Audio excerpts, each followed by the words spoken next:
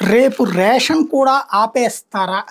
ఏదైతే ration vehicles, MDU vehicles తీసేసిన నేపథ్యంలో వైసీపీ ప్రశ్న. వైసీపీ ఓ పథకాన్ని తెచ్చింది, తెలుగుదేశం ఆపేసి. తెలుగుదేశం అన్న క్యాంటీన్ ఓ పథకాన్ని తెచ్చింది, వైసీపీ ఆపేసి. చెల్లుకు చెల్లు ఇక్కడ, ఇందులో ఏం లేదు. జనం నాశనం అవుతారా? ఎస్. అప్పుడు దాని మీద అన్న క్యాంటీన్ల మీద డిపెండ్ అయ్యి భోజనాలు చేసేవాడు ఇబ్బంది పడ్డాడు.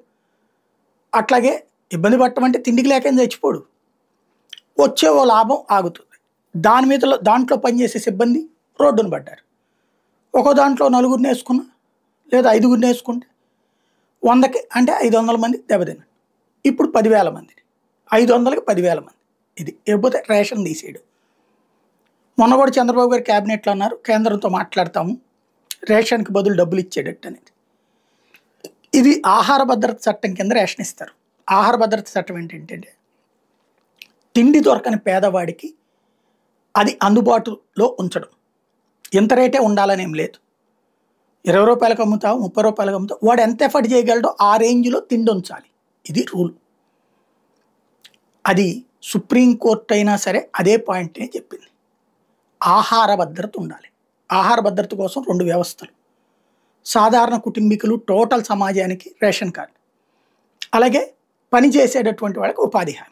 ఈ 2 పథకాలు ఎవ్వరూ ఏలుపెట్టరు, ఎవరూ తీయలేరు. బియ్యం తీసేసి క్యాష్ ఇవ్వడం అనేటటువంటిది ఇక్కడ బిగిన్ చేస్తే దేశవ్యాప్తంగా చేస్తారు. చేస్తే అప్పుడు బియ్యాన్ని సేకరించాల్సిన అవసరం ఉండదు. అంటే బియ్యం సేకరించడం అంటే రైస్ మిల్లర్లతో పని లేదు. రైస్ మిల్లర్లతో పని లేనప్పుడు రైతుతో పని లేదు. ఆ ధాన్యం పండించే రైతుతో. ఆ రైతు ధాన్యం పండించకపోతే ఆ పొలాలన్నీ ఏమైపోతాయి?